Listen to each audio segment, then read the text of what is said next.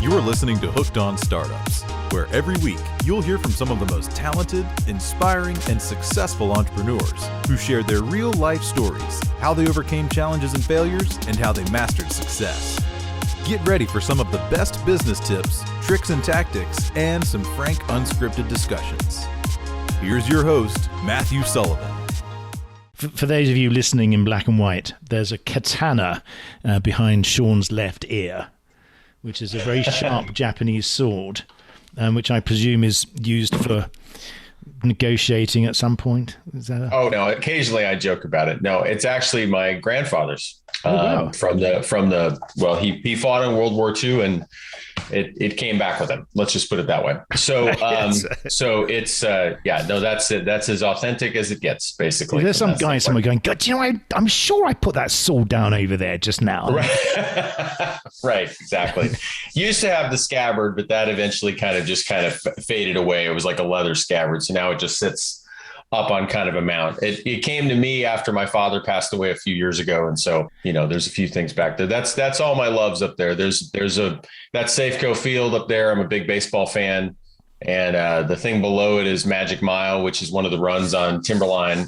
And then there's an Irish proverb in there. The only thing I can't really reasonably fit in there, where my other love is fishing and camping. So you can't really hang a tent on the wall, and a fishing rod's a little big and a fish is a little big. So, you know, it's kind of hang on.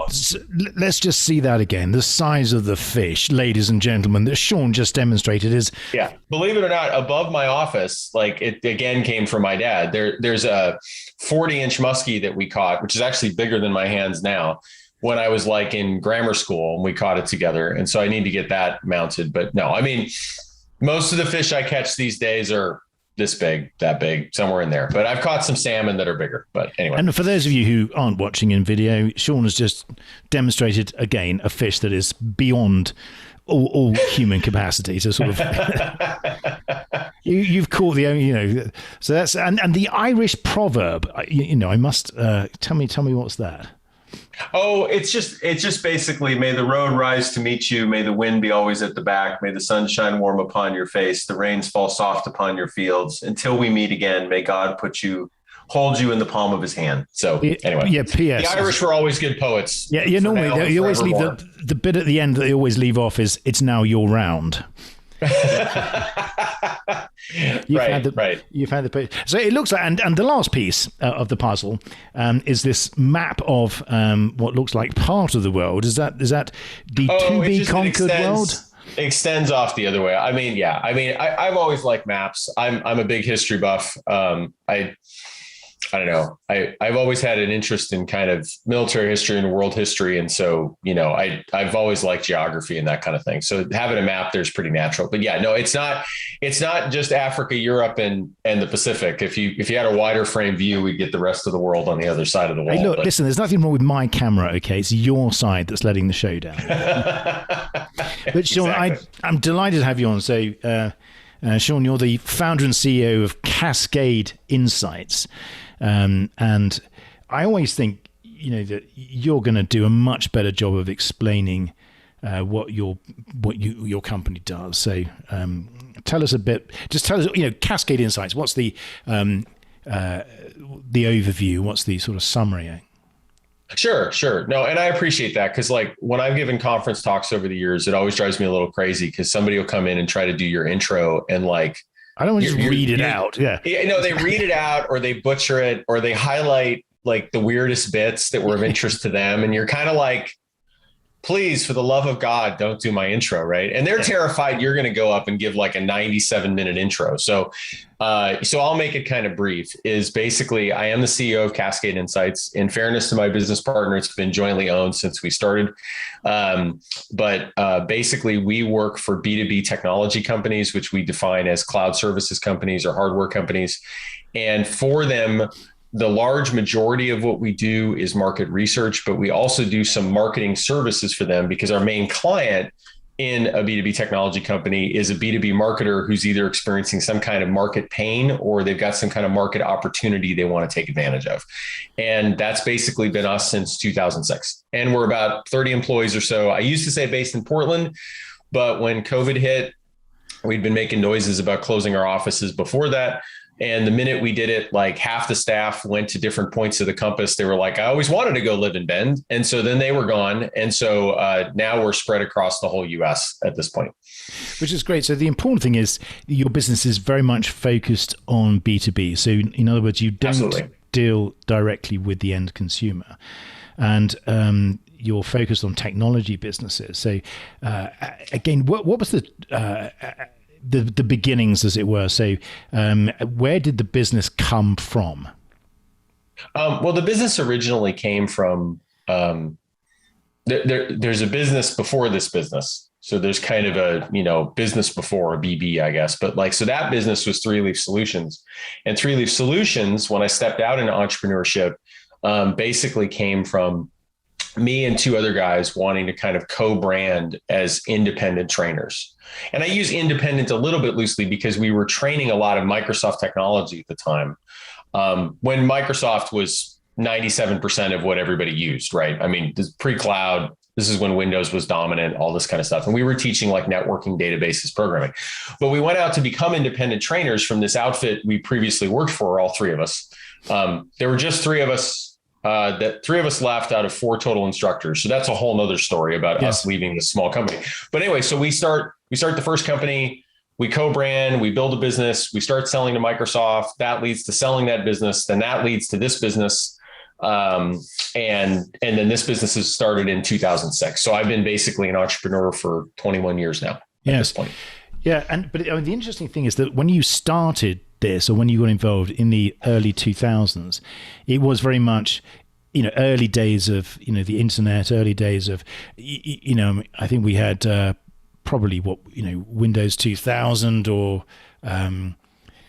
still. Yeah, you got it. It was Windows 2000, Windows XP, right? I mean, it was that kind of era of computing, right? I mean, it was, the internet existed. I vividly remember in 1999 seeing, or somewhere around that, don't quote me on the year, I'd have to go look at Wikipedia, but like Google in beta. I mean, I actually remember vividly seeing Google with a beta sticker on it, or something like that. So it was early internet. I mean, for sure. I mean, everything was done on premise, in terms of software installations, all that kind of stuff. And again, so I suppose the major challenges from your side then, and probably still now, is you've got tech companies that are building solutions on, B2B solutions. But I guess if you're training those, what comes out of that is you find that they're building stuff either where the audience doesn't exist. In other words, they're, creating, if you build it, they will come. And I can cast my mind back to the early 2000s where enterprise software, again, was unfathomable in terms of how you use it. It was sold as infinitely configurable, but no one actually knew how to configure anything. So is that still very much the case today? Again, tell us more about the type of people. No. I mean, I think the biggest thing, I mean, I'll give you like a very recent example. Like we hired,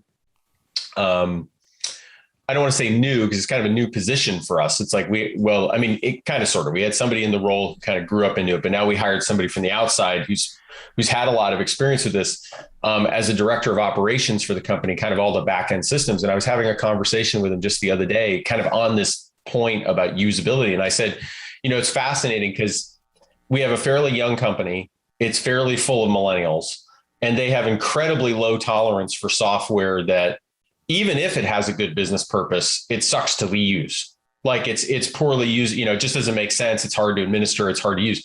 So I think the bar for that is way higher than it used to be back in the day. Like you said, I mean, back in the day, back office software was job security for a bunch of people because it was just really, really hard to use in many cases. And now the bar is that, a lot of people should be able to kind of use that software pretty readily. I mean, that's not to say there aren't really complex software packages and installations in use today. There certainly are. But I think as a rule, software has gotten a little more beautiful, a little more usable, and a little more easy to configure kind of, I would almost say every year that I've ever used software. I mean, there's some exceptions to that, like if new spaces get created or new areas. But I mean, to be honest, you give somebody a Mac these days, and or even a Windows machine. I'm not much of a Windows guy anymore, but like, I don't know. My family uses Macs all day long, and they have for years, and they don't call anybody for help. They don't talk to anybody. They kind of just get stuff done. Right. And there was a day where you couldn't go more than 2 days without your computer keeling over and dying in an office setting. Right. And so we're way, way, way past those days now. And again, describe a typical customer engagement? Well, a typical customer engagement usually falls under like what I say, either pain or opportunity driven. So from a pain standpoint, they're facing a competitive landscape problem. They're facing like a competitor who's essentially doing better than them at marketing or sales or delivering a product. And from an opportunity standpoint, they either have like a new area of the globe, that they want to go serve. They have a new customer segment they want to serve. Maybe it's an alignment thing with a new offering that they're merging into their company that they purchased. And that's all opportunity driven. But in either one of those cases, usually they lack a certain amount of information. They lack a certain amount of knowledge about the space they're moving to or where the competitive threat is coming from. And then they'll call us to basically help investigate that threat. Because to paraphrase something I heard the other day, right? I mean, most business leaders, they kind of exist to make decisions all day long.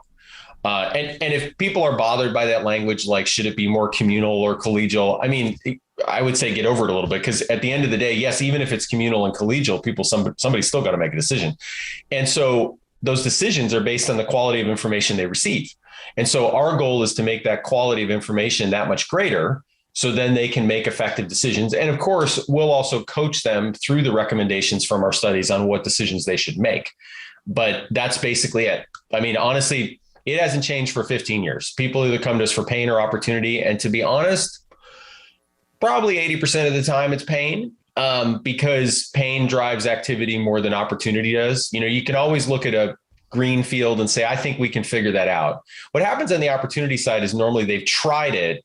They've tried to go to a new market, a new geo, address a new customer segment, and they can't quite figure out why it isn't working. So in a weird way, that's pain, just kind of driven a little differently again. I mean, in your blog on your website, which is full of really interesting information, you talk about making your customers love you, and historically where people would hate their software with a vengeance. So, do you find that the people that you work with, working primarily in the tech sector,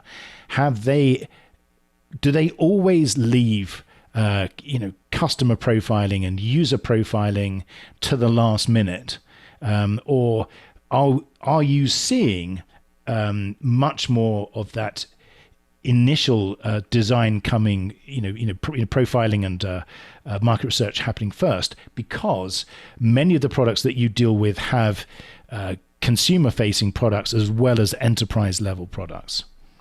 Well, there's a few things in what you said, but I would say yes. I think there's definitely, compared to a number of years ago, there's a greater emphasis in tech on trying to understand the users who are going to kind of implement and leverage that product on a daily basis. I think that's absolutely true.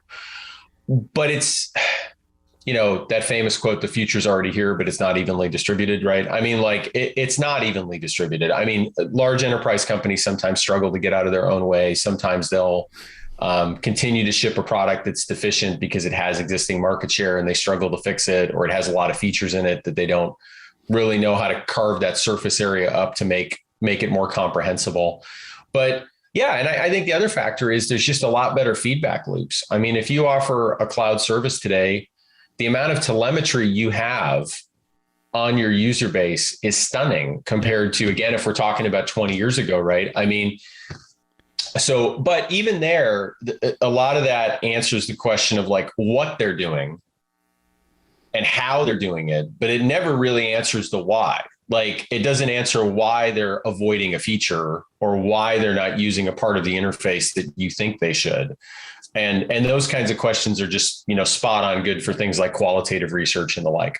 Yes. And again, if you're dealing with pain primarily as the driver, does that bring in creativity as a result of that? Or do you find that there's just, let's just fix this problem and then move on? Do you find yourself in a position where you're able to drive these customers to a new level of of product design. Oh yeah. I mean, the thing I think everybody lives for around here is, at least on the research side for sure, is we delivered some findings. There was some recommendations. And at some point, sometimes it's weeks or months. If it's a really complicated decision, it might take a year. We look back and that company's different. I mean, that's really what we live for. I mean, we can't always guarantee it because, I mean, as anybody knows, like you can put great information in front of somebody and great data and even a great recommendation. And you might have somebody say, I just believe differently based on gut instinct or whatever. And that may play out for them or it may not. But honestly, that's one of the biggest things we aim for is trying to change these companies in some meaningful way. Right. I mean, otherwise, why do the research at all? At the end of the day, I think the biggest challenge that you've got, presumably, is coming up with insightful market research that uncovers things that the companies that you work with weren't actually looking for in the first place, but benefit from when they found it. And that really has to do with, and this may be more nerdy about the market research industry than is necessary, but the reality is the market research industry is just full, like objectively full of vendors who serve all kinds of different audiences. Like, they'll do one project on M&Ms and then they'll do another one with healthcare and then they'll do another one with oil and gas. And they're very methodologically driven. Like, oh, we do this kind of analysis really well, so we can do it for everyone. But the problem where that falls apart in market research, I think, and it's why we've only stayed focused on a certain type of customers. Like if you're a hospital and you call us, I mean, hey, it's great, you got a problem, but I'll try to direct you to somebody else, but we're never going to work with you. You got a lot of money and a lot of revenue. I get that, but like, we don't know hospitals. And the reason I say all that is like, I don't think you can give great recommendations. I don't even think you can find the right participants all that effectively for a study, because some of it in B2B is really understanding who you add to the study and what backgrounds they have and do they have the right kind of opinions to share. I mean, the whole process of doing the research all the way down to the recommendations basically requires context. And if you don't have the context and all you have is the method, yeah, you might ship data at best, but you're never going to really be able to interpret it. And then the other problem is you're never really going to be able to have what, I don't want to say an argument happens at the end of every research study, but there may be a little bit of truth to it. Like at the end of every research study, we deliver anything that's truly meaningful, right? That really is going to drive change. There's always somebody in the company who believes differently. It only stands to reason. So there's this moment where the research has to bounce off that person's kind of opinion. And at that point, we have to have enough context to be able to stand behind the findings and really kind of say, no, this is really happening in your market and you need to react to it. You really, really do.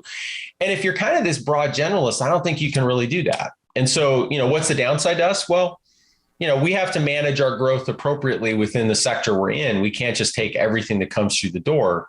But honestly, philosophically, I think that's a great way to fly. I mean, from my standpoint. And I think I agree, because what happens is you then end up with insight that you wouldn't have got, which then allows you to guide your clients rather than saying to them, you give us the questions that you need, and we'll go and ask them. But is it far more challenging operating in the B2B space than B2C? Because the amount of information that you can get is presumably limited to the contacts that you have. Trying to get someone in a business environment to respond to surveys or to answer your questions, is that a major challenge that you have? Well, yeah, absolutely. But that's one hill we had to climb early on. And honestly, a lot of it has to do with the outreach. The targeting matters because you have to be talking to the right person, but really the outreach and how it's structured matters a great deal. And in a way, it's much like kind of an outbound sales team, right? To get someone to respond, to get someone to slow up enough to read your email, because that's the first barrier, right? You're scanning emails and hitting mark is read, you're reading subject lines. It has to have something in there. And really, the only way to make that happen is to kind of understand the audience you're trying to outreach to and write an effective piece of outreach. Whereas conversely, if you're working with all these different sectors all the time, all you can do is kind of a blast that's fairly generic. Yes. Although what I would say, the other problem with market research when you come to B2C and B2B is really actually a slightly different one, which is that not that what you mentioned isn't a challenge, it is, but market researchers have an easier time in B2C for probably one simple reason. They buy the things they're researching 9 times out of 10. Yeah. They themselves can kind of project a little bit of what is going to happen in that purchase funnel. Now they shouldn't do that, and they probably don't do that to a large extent, but they can conceptualize what a box of cereal is because they buy boxes of cereal. In B2B, to your point, things are a lot more opaque unless you really actually understand that buying cycle and the chain and the products that are sold. It's like if one day I had to go work with oil and gas, I'd have to spend 10 years figuring out the oil and gas industry before I could give the same strength of recommendation I can now. Because I don't know what happens on an oil derrick. I mean, I don't. And I don't know what the whole infrastructure looks like to take oil from that derrick back to the refinery and all the different things that go into that. And so I think what happens in B2C is that the researcher can at least understand what that purchase funnel looks like because they experience it themselves. And in B2B, well, unless you've lived it for a while, there's just no way to do that. And the challenge really is finding people. Let me rewind slightly. So you have to be good at marketing. You have to be able to demonstrate your ability to do the things that you're selling to your client before you can actually get any information. So you've actually got a very challenging business because you have to be able to prove your ability to engage customers. Your marketing has to work. Otherwise, you don't get any feedback. And the feedback and the information you get from your clients, that's what you're selling. So do you find that you have to be constantly not reinventing yourself, but constantly trying to fine tune your approach to be able to get the information you need to make it to turn that into valuable information? Yeah. I mean, just one little footnote is like, I mean, we're not syndicated research. So whatever our clients are telling us is proprietary and information we don't disclose. I mean, the research studies are private. Because when you said like, we take some of the information and then we use it to market. That's not true, but you're right. We have to be constantly attenuating to basically what's happening in the marketplace. So we're always aware of what's going on and on top of kind of trends and market forces. And, we know how to outreach to different audiences and we know kind of what's driving them. And again, that's one of the beauties of being a research firm is you're kind of embedded in that all the time anyway, as long as you don't spread yourself out across a million different things. Right. Understood. But the information you get, so you've been doing this for, 20 years or so. Are there common threads that you see emerging from a large number of the conversations that you're having that you can share with me? Because no one else is listening. So it's just between you and me. No one will know. Key things where, key layers of insight that you find time and time again with the clients that you work with that are problems that they've created or problems that just are naturally there in the industry. That's a really good question. One of the perennial ones is that our clients aim too high with their marketing. Always. Like they know deep down that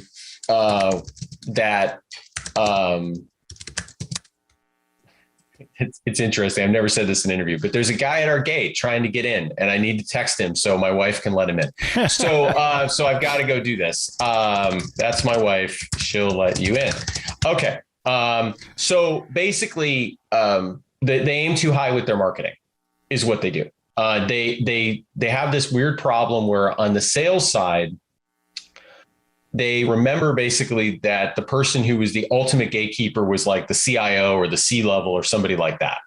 And so then their marketing becomes, how do we get the CIO, C-level, et cetera, to pay attention to us? And what we rarely see is somebody do what intuitively they know, but they don't do it. Who's coming to the website? Is it the C-level? Nah. It's probably the most junior person in the organization that's been delegated, go find vendor. And yet none of the messaging on the site is designed to make that person take the next step. It's all much broader, bigger picture messaging that's like, hey, you as a C-level, you as an organization are going to take this product and it's going to change your life. And yet at the same time, really what you're trying to do is facilitate the purchase funnel by get that first person, that relatively junior person, to feel confident to move you forward, right? Like they don't need all the details, right? And that's where, things like testimonials might matter more, or the logos you've worked with more, or it might be even more kind of messaging that's targeted at the benefit of your solution to that junior level person. Like if they advocate for you, how are their lives better? And we hardly ever see that. We bring it up all the time. And I think it's way easier in a meeting to say, these last 10 deals we lost when we got into the office of the CIO. So we need better messaging for the CIO, when really that's the sales funnel. Yes. Eventually in the sales funnel, you get to the C-level's office, but the C-level probably actually, I doubt they ever visited your site, even if they signed a $1 bazillion contract with you. Why would they? That's not what they do all day. And so there's this weird, like kind of hierarchical disconnect when it comes to personas in the marketing. And the other big thing I would say is that we tell people this all the time. Tell people what you don't do. Like tell them what you don't do, because in tech, they know all software is bad in some way. Right. Yeah. I mean, it all has failings. It all has rough edges. And instead of forcing them to kind of go through your website to try to find what you don't do, or worse yet, tell competitors, let competitors define it for you, right? And they're the ones that say, oh, you suck in this way or that way. It's much more powerful to just tell people, like, these are the audiences and the areas that we don't serve. But people are very reluctant to do that, even though they know there's clearly parts of the market that they're not going to access anytime soon. You're sort of answering my next question, which is, what are the things that the most successful companies that you work with do? Are there common elements that really successful companies that have launched a new product? So we're not talking about the established players. We're talking about upstart companies who managed to gain significant market share, punch way above their weight. What are the things that they do that differentiate them from other people in their class? To a large extent, I think they do a good job of defining where their market is in the early days and sticking to it. And I would say that's true of almost anybody I've ever worked with, even down to the level of small services firms. I mean,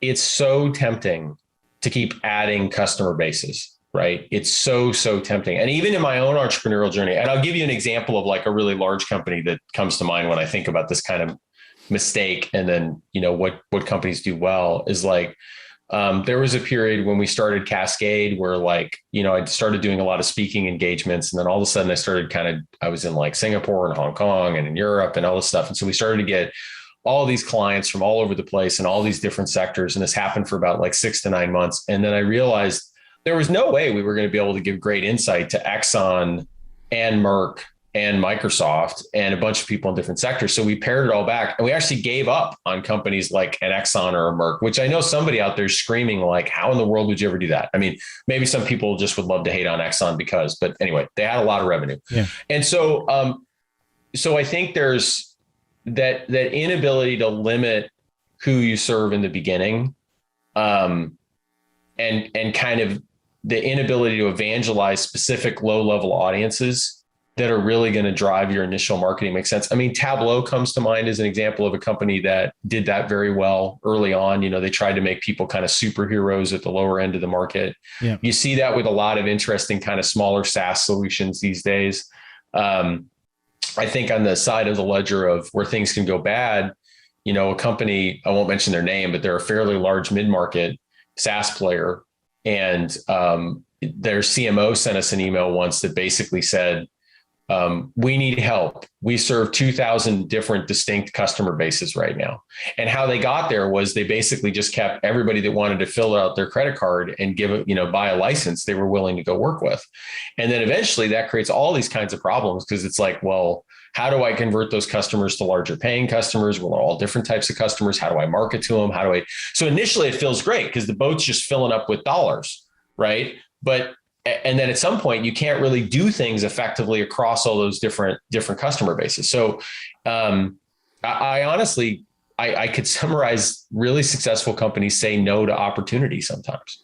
And again, yeah, and they do it for an extended period of time. I mean, Apple's a good example. I mean, Apple's expanded some of their service profile, but this isn't a company that all of a sudden decided they wanted to offer everything to everyone. I mean, they've tried to stay focused, and I think there's a lot of power to that. And so that'd be my advice to folks that we've seen to be successful. And do you see this issue representing itself in the design or the development of the software itself, where in an effort to try and be all things to all people, the product just gets bigger and fatter and heavier and slower? And I think the term bloatware sort of springs to mind. So have you seen that? Is it so much easier to try and overdevelop your solution to try and capture everyone rather than making the hard decisions? Yeah. By far. I mean, I think that happens pretty regularly. I think at the end of the day, I don't know. I mean, it's so endemic. I don't know if I could say anything other than it happens all the time. I mean, I pretty much all of our clients don't know how to limit their features and capabilities in a meaningful way at times. There's always one other audience, one other knob they want to add. And that creates, havoc if you let it go on for too long. And again, where's this driven from? Is it the CIO? Is it the founders of the companies? Is it the technical side that want to just build stuff? In your experience with the technical companies that you work with, how drowned out is the marketing officer's voice in these scenarios until it becomes a problem? Well, I think it's interesting. It depends on the type of company. There was a book I read once called Stall Points that's always stayed with me. It's a fantastic book. It's not really all that well heralded, but if you talk about large companies, I think where the blind spot comes in is that whatever the founding product was, tends to warp a lot of the company's thinking. And you see this over and over and over and over again. The Stall Points made a point of saying, looking at the board for these large companies, if you look and see where these people started their careers, it's always in the founding business unit. So Microsoft for decades was warped by everything has to be about Windows. Everything has to be about Windows, and we have to sell Windows. Mac was warped for years by the Mac, right? And you can make an argument that today, as much as the iPhone's successful, they're being a little bit warped by the iPhone, right? Maybe there is some innovation they could be doing in other places in other ways, right? For sure. And so I think on large companies, that's the issue. I think for small companies, the issue is that the founding team usually started off well because they had kind of innate market intelligence. They understood something about the market, and that's how they got funding, and that's how they got support. But then at some point, they're not the ones talking to the market anymore. That really smart CEO and founder, he's not having conversations with buyers anymore. And so a certain number of years or months go by, depending on how fast their market's moving. And then there's this gulf that happens, and then ego gets in the way. Yep. I mean, an example of that, there was a very well-known CDN supplier. And I remember this story vividly because it just sticks out to me. And the CEO based in the Bay, I think there's a lot of CDN suppliers based in the Bay, so it's probably not giving much away. And so this individual says, well, we don't need to do any branding. We don't need to do any marketing because we're really, really well known. Well, they're in the Bay. They probably got a billboard on every stretch of 101 and everybody can see them, right? And that's a bit of a soup down there of everybody knows everybody. And if you're a tech company, you probably get a lot of visibility fairly quickly because that's what the whole area is about. This individual goes back to their hometown, which happened to be a city in Canada. I won't say which one because then it starts to give it away a little bit. And basically gives a talk. No one knew about them. No one, not a soul. And so the marketing team had been like, we need brand and the sales team had been like, we can't sell in any other market. We just can't. Nobody knows us. And the CEO's like, come on, everybody knows us, right? Well, what had happened is they'd grown out of the Bay and they'd grown into other regions. And there was that mapping of what the CEO thought they knew about the market, and that was no longer true. So you could almost say that really what you worry about in the startup side is how connected is your leadership day to day to customer conversations, market conversations, interactions with competitors. And if you could almost graph that gap, then you'll know when you're in a danger zone, when you're starting to make decisions with incomplete information. And the other place I would say is, this is another one, is that sometimes companies will hire competitor employees and they'll say, well, that's how we'll get the information, right? You used to work for so-and-so, and sure, don't share anything NDA, but you can tell us a little bit about what's going on. Even those people should have an expiration date on them, right? They, at some point, they don't understand what's happening in the competitor, particularly in tech. I mean, if you're no longer working for a tech company a year later, outside of cultural aspects, you probably don't know anything. Yes.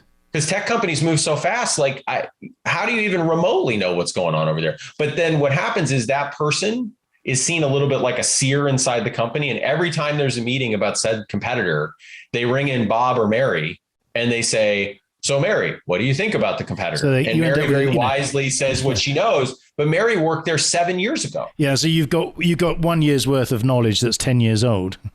Right. It should have like a milk expiration on it. Right. And it's like, it's done. And but this is a self-monitoring thing in a lot of ways, right? You're the leadership team. Nobody's going to tell you that. Somebody 7 levels beneath you isn't going to tell you don't know what you're talking about. That's usually doesn't happen. Yeah, but someone has to be there to say that. So in other words, if you've got that, I wouldn't say dysfunctional board, but typically as businesses grow, then there are gaps that emerge in certain areas, and right. And usually the performance of the business dictates that, and then all of a sudden somebody, an investor or somebody else, says, wait a minute, there's something we don't know. But that takes us all the way back a little bit to part of what happens when we deliver research is there's a bit of an argument, and that argument is usually that moment where somebody is trying to map what they thought they knew about the market to what we're telling them about the market, and they're trying to bridge that gap mentally. Is it like the five stages of grief? Do you have that? Right. And we're going to be better suited to do that if we have the context about the market that we can say, yeah, we get it. We understand the pattern you're dealing with, but it doesn't take away the reality of the pattern.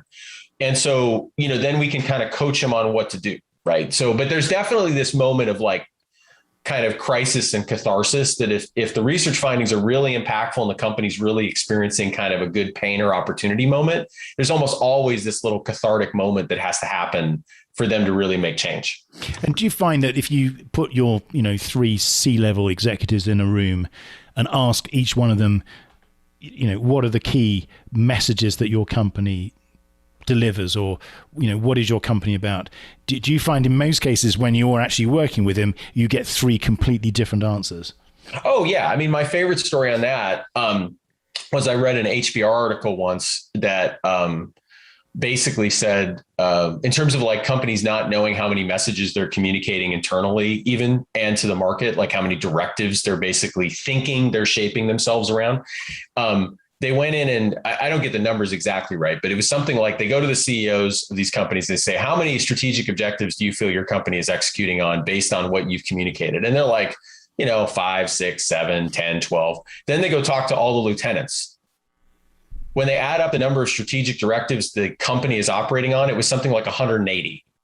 Because what had happened is the CEO and the founding party had said something in a meeting someday. Yeah. And somebody had decided that was important. And because nobody checked down and said, well, should we even do this? I mean, anyway, so there's a lot of that. And the corollary to that too, is that, and I want to be clear, like, cause not everything has to change. Like to throw something in, I always think about at times like this. G.K. Chesterton has this great story where he talks about whether you're allowed to change something and whether you should. And in this story, he basically tells, and in the actual written version, it's way better than this shorthand, but he says, somebody wants to go change the gate and they want to remove it. And I say, basically, if you can tell me why the gate exists, I will let you remove it. But until you tell me why it was here in the first place, I won't let you get rid of it. And so there is a little bit, this corollary to like, hey, I've lost sight of the market and things must change.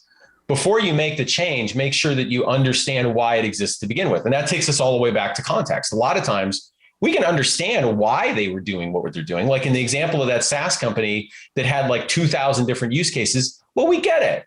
You're a SaaS company. You've got a form that says, here's my credit card and your productivity kind of software, basically, right? It makes sense that anybody on the planet might sign up for you. We understand that. Doesn't mean that you should stay where you are. Right. And so, and I'd say that's true of a lot of senior leaders. I would just a general coaching point. I would say, if you want a senior leader to change, start by telling him or her, in quotes, you understand why they are making the decisions they're making. You understand how they got to where they are today. And even though you understand that, you think something should change. Most people just jump over that part. They never explain to anybody why the fence is there to begin with. And what you find out is sometimes they don't know.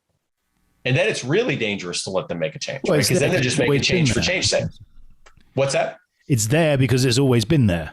That's the answer. Oh, well, right. And then nobody really knows. And so anyway, it's something I think about fairly often. So anyway. And just a tiny sort of sidetrack, new technologies, when they come along, how hard is your job then to try and shape the market? Because if you look at blockchain technologies, for example, this sort of fairly nebulous, undefined suite of products that are beginning to emerge. Do you work with blockchain companies? Do you work with companies that develop new types of technologies of that sort of ilk? And what Sure. sort of challenges do they have compared to just trying to break into a market where there are already well-defined parameters? Yeah, I mean, we deal with that. We deal with that maybe a little bit less because sometimes they're so new and they're so small, they don't really have the ability to do any research at all, right? It's kind of like that side. But I would say that the biggest initial question those companies have to ask themselves, and this isn't true about blockchain, like blockchain is being used by lots of people, but like, does anybody even want what you want? Right. I mean, tech is innovating things all the time. I mean, it may be that like, we don't need a 17th note-taking app. Yes. I mean, we just don't. That may be hard for you to hear, but we don't. I mean, Capiche, it's not a free plug. I just like the newsletter, yes. But Capiche is doing like this note-taking winners bracket take all survey thing over the last few weeks, right? And it's like there's like 20 major note-taking apps now, right? I mean, it can't possibly survive. I get that Evernote eventually got crufty and sucked, and everybody kind of wanted something different, in the days where Evernote was like the only thing we thought of with note-taking. But if somebody wants to be the 21st note-taking app, maybe the answer is no, right? And then the other one is, can you actually like articulate your value prop in a way that is compelling, right? And that, I know that's a little bit simplistic, but we see that a lot. Like we'll talk to somebody and it's just, they just don't know really how to do that well. Yes. They just don't. And they jump over it. And I don't know. It seems like an elemental thing, but if you ask that kind of growing startup, like, quit telling me about your potential, can you just explain what you do in a very simplistic way? Yeah, exactly. They really struggle to do that. Which is why, like, people may like or not like my pain and opportunity ditty, but it works for us and everybody understands it. Like I go talk to clients and I say, you're going to hire us for one of two reasons, and you'll probably hire us for one over the other one. And they're like, oh, well, I can't remember. Get it. It was someone pretty famous and pretty smart who said, who wrote a speech. I think it might have been Churchill, who said, it would have been shorter if I'd have had more time. Oh, it was Mark Twain. And Mark Twain. Was it Mark Twain? Sorry. Yeah, Mark, because I use that quote a lot. Although people say it wasn't even Mark Twain, because Mark Twain was creative. I think he picked up a lot of things. He wrote some very amazing stuff himself, but I think he was an aggregator, a little bit like Churchill, too, right? Information and Churchill's very quotable too, but like I use a ton of his quotes. But like, Twain said, "I would have written you a shorter letter, but I didn't have the time." Yeah, right. I mean, brevity is really, really hard. Yes. Yeah, and it takes refinement to get there. And I talked to a startup today that I won't say who they are. I like them. They're going to be a new client, but the CEO got on, and I think he took 10 minutes to explain what they do. And of course you wouldn't understand. Well, interesting thing is, in this case, because we understand the space, we do, which let me kind of at least interpret what he was saying. But to your point, I don't know if that would have been a compelling customer conversation if that's what they're going to go do. That's a hell of an elevator pitch, I tell you. Right. He's just going through the whole thing, and I'm like, and anyway. So good guy. Like I don't want to knock him too hard, but they look like they're going to do well overall. But yeah, well, yes, that's the thing. It's going full circle, isn't it? When people realize that, small is, less is more, succinct. If you can explain what you do in simple terms that everyone understands, then that probably means that you've got something that's highly valuable. Is that the last thing I'd say on that too, because I know we're probably getting tight on time, but like the thing I'd say is that's a corollary, I think, with even saying what you don't do. Like people go to your website, and I think today it's what we do with Amazon reviews, right? Do we sort by most favorable or least favorable? Most of us, unfortunately, pessimistically, we all know, let's look at the 1 stars. That's where the truth is, apparently. That's where the truth is, right? Because the 5 stars are like paid for, or who knows what. And so it's weird in that when we've gotten people to think about it that way and they say what they don't do and they do it, it's amazingly powerful, because I think what you're doing these days is you're just instantly creating trust, because people are desperate when they read a piece of information these days. And I think this is a broader statement than B2B, but I think that's kind of obvious. Yes. They're desperate to figure out where it's not saying the truth. And so they will hunt and peck and look for that all around. That's a very good analogy. The Amazon analogy is a very good analogy, I think, because I think everyone can relate to that.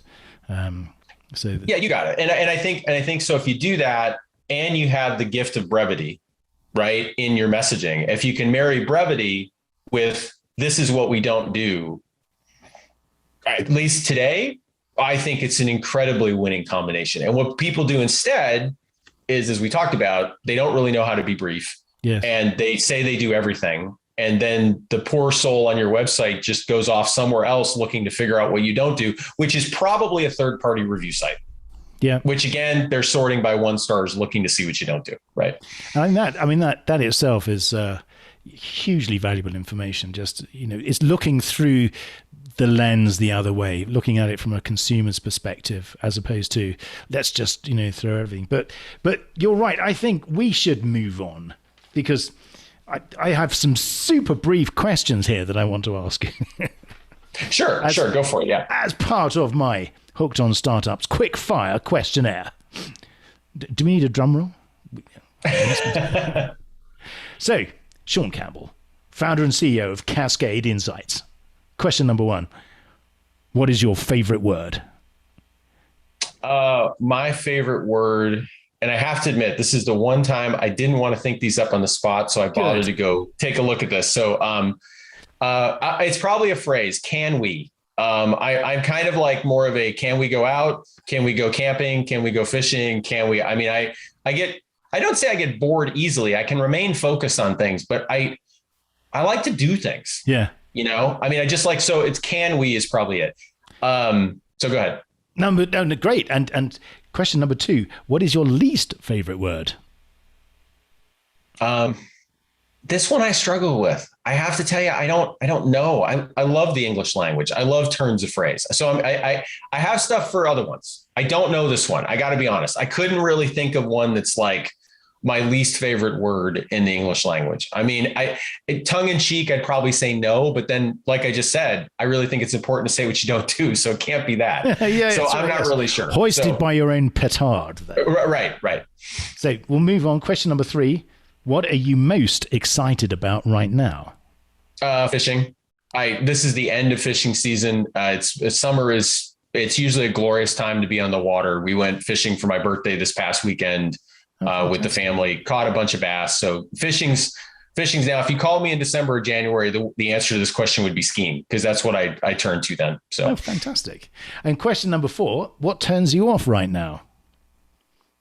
People who take in a limited amount of information to make their decisions. And I would say that is beyond the business environment. I think that's a thing that drives me crazy. Like, here's my one data source. I'm going to convince you everything that's wrong with the world with that one source. The sample of one. Totally. Right. N of 1 is not good decision making. So question 5, what sound or noise? Sound would be the sound of a boat in the water, or in the winter skis on snow. There's something just to me about the sound of that water slapping against the side of the boat. I was going to say the waves lapping against the side of the boat. Waves lapping against it. Yeah, you got it. And what sound or noise do you hate? Snoring. My dog, I love my dog, but he snores like a freight train. Yeah. So if he sleeps in our room, it's like I have to go somewhere else and he gets to sleep there. So yeah, and you can't. Yeah, I know that you can't say anything. Poor things. No, not really. But he snores very loudly at times. Yeah. And what's your favorite curse word? I grew up in Chicago where certain words like that were used as adjective, nouns, and adverbs, but they're is it time for a new one, do you think? No. Yeah. I honestly tried to dial a bit of that back. So I would say right now I don't have one, but yes, as a younger man, I definitely had ones that were used as probably everything. But yeah, I know the ones the universally adaptive word. Exactly. Yeah, you got it. And my question number 8, what profession other than your own would you like to attempt? Fishing guide or ski instructor, probably. Oh, and what profession would you not like to attempt? Anything where I don't get to solve problems and I have to do the same thing all day long, which is probably a zillion of those. And hell for you, Sean Campbell, is, yes, sitting on an assembly line. Yes. Yeah, totally. And not solving problems. Right? Having exactly. A boss who has read one line in the newspaper and then knows everything. Right. That would be right up there too. Yeah, absolutely. So I think I've just answered your next question. So question number 10, the final question. If heaven exists, what would you like to hear God say when you arrive at the pearly gates? Well, I would say, one, it does exist. And I would just say, thank you for everything you've done for me. Fantastic, Sean. If I'm there, that's the only thing I think you should say. That's right, at that point. Yes. It's been such a pleasure. And thank you for such, amazing distilled wisdom. Final question. How do people get in touch with you and with Cascade Insights? Just Sean at cascadeinsights.com. Always happy to talk to entrepreneurs. If you're not a fit for the company, I'm always happy to just be a coach and just a shoulder to lean on if you've got questions just about the world of owning a business. But if you're looking for kind of work we do and you're a B2B technology company, go to cascadeinsights.com. That's fabulous. Great. Thank you once again. And such a pleasure to meet you. Yeah. Thanks for having me on, man. Great chat. You are listening to Hooked on Startups, where every week you'll hear from some of the most talented, inspiring, and successful entrepreneurs who share their real-life stories, how they overcame challenges and failures, and how they mastered success. Get ready for some of the best business tips, tricks and tactics, and some frank, unscripted discussions. Here's your host, Matthew Sullivan.